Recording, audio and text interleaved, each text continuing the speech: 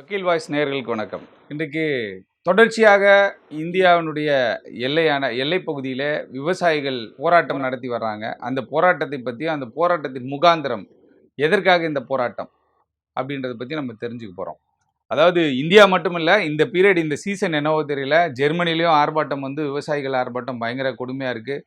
அமெரிக்காவில் பல்வேறு அரசு நிறுவனங்கள் அலுவலங்கள்லாம் என்ன பண்ணிட்டாங்கன்னா டிராக்டர் ஜீப்லெலாம் போயிட்டு பயிர் அப்புறம் எல்லாத்தையும் கொட்டி ஒரே ஒரு ஆர்ப்பாட்டம் நடக்குது. ஸ்பெயினில் ஆர்ப்பாட்டம் நடக்குது.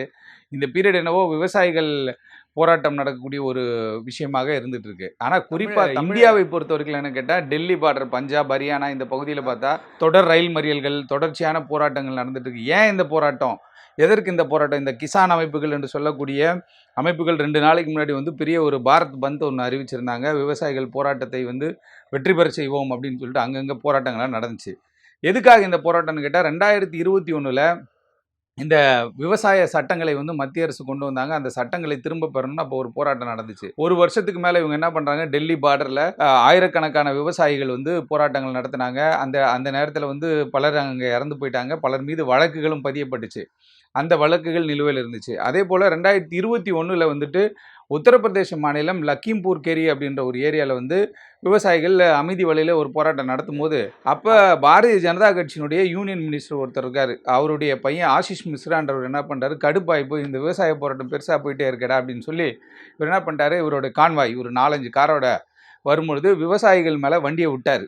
காரை விட்டோன்னே அந்த என்ன ஆகி போச்சுன்னா, ஒரு 8 பேர்கிட்ட செத்து போயிடுறாங்க. அந்த விவசாயிகள் செத்து போனோன்னா விவசாயிகள் என்ன பண்ணுறாங்க, ஆஷிஷ் மிஸ்ரா கூட பயணித்தாங்க இல்லையா அந்த கட்சிக்காரங்க, அதில் 2 பேரை இழுத்து போட்டு அவங்கள அடிக்கிறதுல அவங்க செத்து போயிட்டாங்க. அதில் விவசாயிகள் மீது வழக்கு ஏற்பட்டுச்சு.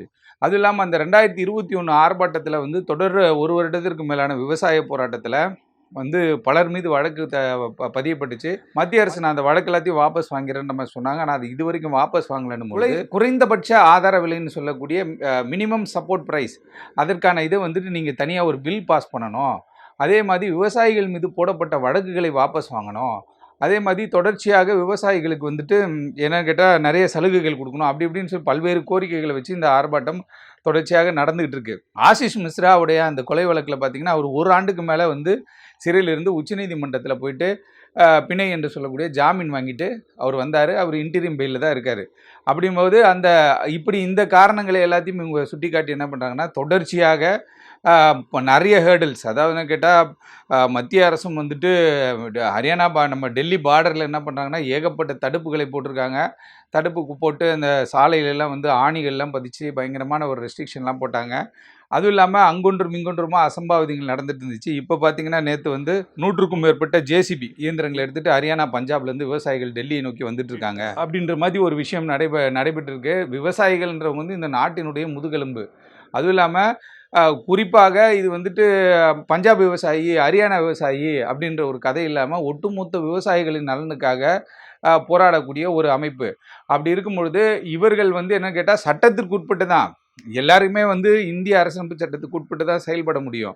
ஆனால் இவங்களுடைய கோரிக்கைகள்லாம் நாங்கள் முன்னாடி பண்ணுறோன்னு இவங்க சொல்லியிருந்தாங்க. அதுவும் இல்லாமல் இப்போ தேர்தல் நேரம் அப்படின்னும் பொழுது இந்த விவசாயிகளின் போராட்டம் பயங்கரமாக இப்போ பேசப்படுது. அதுவும் அதே நேரத்தில் நிறைய தொலைக்காட்சிகள் இதை ஒளிபரப்பலனாலும் இன்றைக்கி சமூக ஊடகங்கள்னு சொல்லக்கூடிய இந்த யூடியூப்பு, ஃபேஸ்புக்கு, ட்விட்டர் இதெல்லாம் பஞ்சாப், ஹரியானா மாநிலங்களில் செயல்படலை. ஏன்னு கேட்டால் இதனால் இவங்க தொடர்ச்சியாக இதை பெரிய லெவலில் கொண்டு போயிடுவாங்க, இந்த பிரச்சாரம் அடுத்த கட்டத்தை நோக்கி போயிடும் அப்படின்றதுக்காக மத்திய அரசு ரொம்ப கவனத்தோடு இருக்காங்க. ஆகவே விவசாயிகளின் போராட்டம் நியாயமானதாக இருந்தால், நியாயமாக இருக்கும் பட்சத்தில் மத்திய அரசு அதை ஏற்றுக்கொள்கிறதுக்கு தயாராக ஒரு சூழ்நிலை உருவாக்குவார்கள்ன்றதை நம்ம நம்புவோம். அதே நேரத்தில் தொடர்ச்சியாக இப்படி அந்த பார்டரில் இது மாதிரி ஒரு இஷ்யூஸ் ஏற்படுது, எதை கேட்டாலும் டக்குன்னு வண்டியை பிடிச்சிட்டு இவங்க இங்கே வந்துடுறாங்க விவசாயிகள் அப்படின்னு சொல்லிட்டு அங்கே ஒரு தடுப்புகள்லாம் ஏற்படுத்தப்பட்டிருக்கு.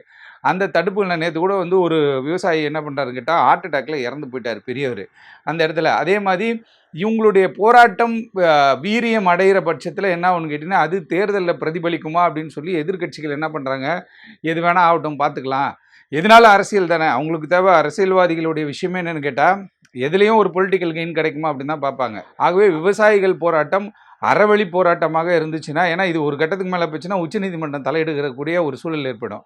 ஆகவே அரசியல் தலையீடுகளால் இந்த போராட்டம் நீர்த்து போகிறதா, இல்லை அரசியல் தலையீடு இல்லாமல் இந்த போராட்டம் வெற்றி பெறுகிறதா என்பது வருங்காலில் நமக்கு தெரியும். ஆகவே விவசாயிகள் போராட்டம் நியாயமாக இருக்கும் பட்சத்தில் அது வெல்லட்டும். அதே நேரத்தில் சட்டத்திற்குட்பட்டு அவர்கள் ஒவ்வொரு விஷயத்தையும் செய்ய வேண்டும்.